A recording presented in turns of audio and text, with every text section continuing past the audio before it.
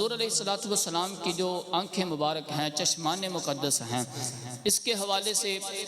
صحابہ کرام علیہم رضوان کے بے شمار روایات بھی موجود ہیں۔ حضرت مولا کائنات حضرت علی المرتضیٰ شیر خدا رضی اللہ تعالی عنہ آپ بیان فرماتے ہیں کہ حضور علیہ الصلوۃ والسلام کے چشمان مقدس آقا علیہ الصلوۃ والسلام کی آنکھیں کشادہ تھیں اور سیاہ تھیں، اور حضور صلی اللہ تعالی علیہ وسلم کی آنکھیں بڑی، پلکیں خوبصورت، پلکیں طویل، اور آنکھوں کے اندر سیاہ رنگ کے ڈورے تھے۔ یعنی آقا کریم علیہ الصلوۃ والسلام کو اس قدر رب ذوالجلال نے حسین و جمیل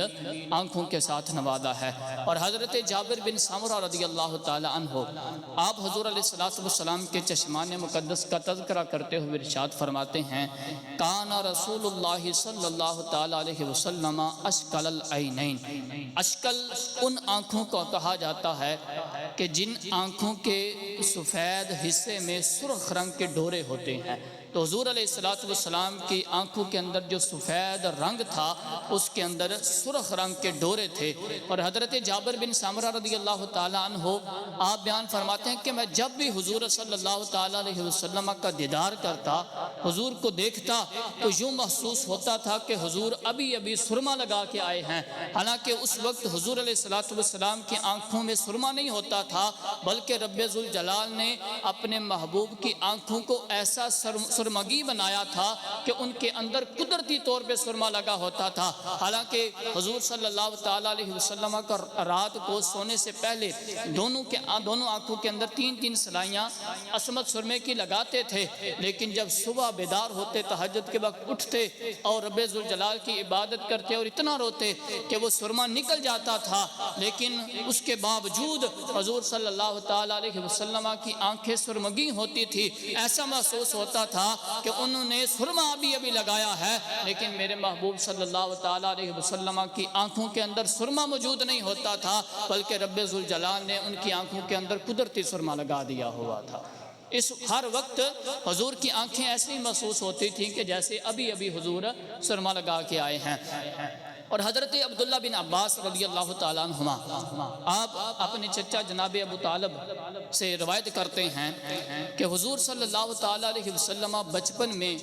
جب صبح بیدار ہوتے، حالانکہ ہمارے معاشرے کے اندر ہوتا یہ ہے کہ بچہ جب اٹھتا ہے نا، اس کی آنکھوں کے اندر ایسے جالے ہوتے ہیں، چہرے کا حالت بکھری ہوتی ہے، بال بکھرے ہوتے ہیں، ایسے عجیب و غریب حالت بنی ہوتی ہے۔ لیکن جناب ابو طالب بیان کرتے ہیں کہ بچے جب اٹھتے ہیں تو ان کی حالت جو ہے وہ عجیب و غریب ہوتی ہے، لیکن مصطفیٰ جان رحمت صلی اللہ تعالی علیہ وسلم آپ جب بھی بیدار ہوتے تھے تو میرے مصطفیٰ کریم علیہ الصلوۃ والسلام کی آنکھوں کے اندر سرما بھی لگا ہوتا تھا اور آپ کے بالوں کے اندر تیل بھی لگا ہوتا تھا۔ اور حضرت انس بن مالک رضی اللہ تعالیٰ عنہ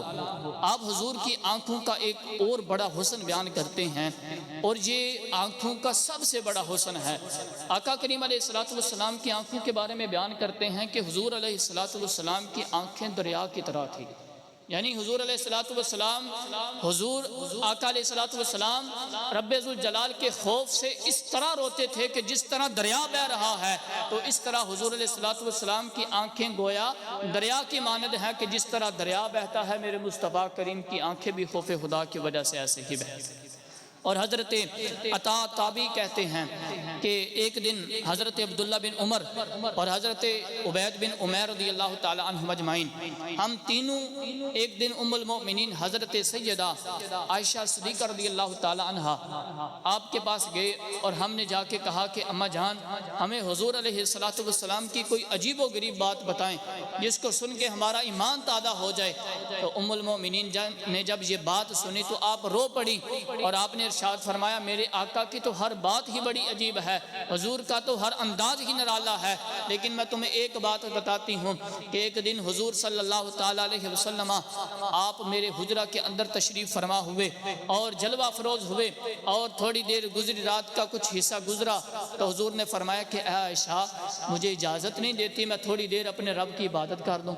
اے عائشہ مجھے تھوڑی دیر اجازت نہیں دیتی، اپنے حقوق میرے اوپر معاف نہیں کر دیتی کہ میں اپنے رب کی عبادت کر لوں؟ عرض کی یا رسول اللہ میں کون ہوتی ہوں آپ کو اجازت دینے والی؟ آپ جب چاہیں آپ مختار کل ہیں، آپ کو روکا کب ہے؟ آپ جب چاہیں اپنے رب کی عبادت کریں۔ ام المومنین فرماتی ہیں کہ حضور علیہ السلام مصلی پر تشریف فرما ہوئے، اور حضور علیہ السلام نے رب ذوالجلال کی عبادت کرنا شروع کر دی، اور پھر حضور اتنا روئے کہ آپ کی جھولی مبارک جو ہے وہ آنسوؤں سے تر ہو گئی۔ تھوڑی دیر گزری، پھر حضور نے آرام کیا، پھر دوبارہ حضور مصلی پہ تشریف فرما ہوئے، پھر حضور اتنا روئے کہ زمین بھی تر ہو گئی، خوف خدا کی وجہ سے اتنا روئے، تو یہاں تک کہ صبح کی نماز کا وقت ہو گیا۔ حضرت بلال حبشی نے دروازے پہ دستک دی۔ آپ کا یہ معمول تھا کہ جب بھی آپ اذان دیتے تو جب لوگ مسجد کے اندر حاضر ہو جاتے تو آپ حضور کو پیغام دیتے، حضور کی بارگاہ میں حاضر ہوتے کہ حضور بندے جماعت کے لیے، صحابہ جماعت کے لیے حاضر ہیں، تشریف لائیں اور جماعت فرما دیں۔ اب حضور علیہ السلام کی بارگاہ میں حضرت بلال حبشی رضی اللہ تعالی عنہ آتے ہیں اور آ کے دیکھتے ہیں کہ حضور زارو کتار رو رہے ہیں۔ آ کے عرض کرتے ہیں کہ یا رسول اللہ آپ کے زارو کتار رونے کی وجہ کیا ہے؟ میرے مصطفیٰ کریم علیہ السلام نے ارشاد فرمایا بلال میں کیوں نہ رہوں؟ جب یہ آیت نازل ہوئی ان فی خلق السماوات والارض واختلاف اللیل والنہار لآیات لأولی الالباب، کہ بے شک زمین و آسمان کی پیدائش میں اور یہ دن اور رات کی تبدیلی کے اندر عقل مندوں کے لیے بے شمار نشانیاں ہیں۔ تو جب بھی میں اپنے رب کی قدرتوں پر غور کرتا ہوں کہ میرے رب نے کتنا حسین و جمیل نظام ہمیں عطا کیا ہے، لیکن یہ قوم پھر بھی صراط مستقیم پر چلنے کے لیے تیار نہیں ہے، تو میں جب اپنے رب کی قدرتوں پر غور کرتا ہوں تو میں زارو کتار رونا شروع کر دیتا ہوں۔ یہ میرے مصطفیٰ کریم علیہ السلام کی حیات طیبہ ہے کہ حضور علیہ السلام ہر وقت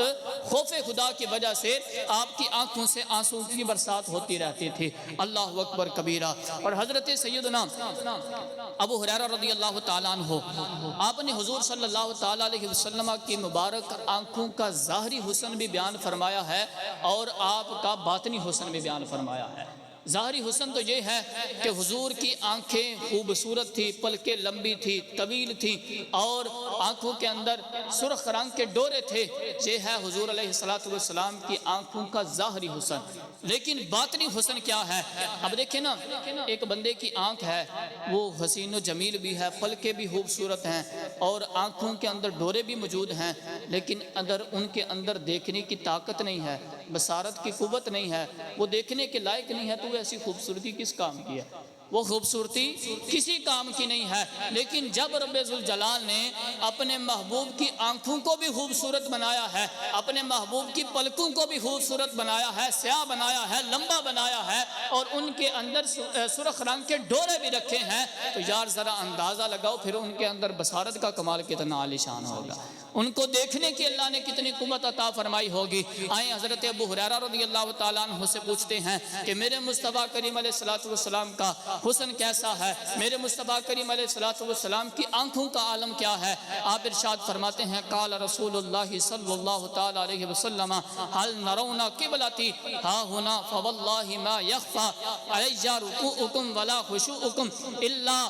رآکم من وراء ظہری، کہ حضور علیہ السلام ارشاد فرماتے ہیں کہ جس طرح میں اپنے سامنے سے دیکھتا ہوں اسی طرح میں اپنے پیچھے بھی دیکھتا ہوں، اور تمہارے رکوع بھی مجھ سے پوشیدہ نہیں ہے اور تمہارے دلوں کے اندر پیدا ہونے والا خشوع بھی مجھ سے چھپا ہوا نہیں۔ یعنی حضور ہمارے ظاہر کو بھی جانتے ہیں، ہمارے باطن کو بھی جانتے ہیں، حضور ہمارے جیسے سامنے دیکھتے ہیں اسی طرح پیچھے بھی دیکھتے ہیں، اور کتنی اعلیٰ شان آنکھیں ہیں میرے مصطفیٰ کریم صلی اللہ تعالیٰ علیہ وسلم کی، کتنا مقام ہے میرے مصطفیٰ کریم کے چشمان مقدس کا۔ آئے سائم چشتی سے پوچھتے ہیں، وہ کہنے لگے کیا محبوب سجن دیاں اکھیاں نے جی میں بار کے سرائیاں رکھیاں نے، تو اجے میرا محبوب نہیں ڈٹھا، جنوں ویکھ کے چن شرماوے جے او کھولے پیچ زلف دے راہی راہ بل جاوے، علم خدا نے اینا دیتا عقلاں وچ نہ آوے، عقل خدا نے اینی دیتی علماں وچ نہ آوے، اور نظر اچ اس دی جیڑا آوے او وک جاوے، خلق اس دے مولی دنیا کوئی ویلائی جان بچاوے، اور آدم ایڈا سونا ماہی سانو کدرے نظر نہ آوے۔ میرے مصطفیٰ کریم علیہ السلام کی ایک ایک ادا کو بیان فرمایا کہ آدم ایڈا سونا ماہی سانو کدرے نظری نہ آوے، حضور علیہ السلام کے چشمان مقدس کا یہ عالم ہے۔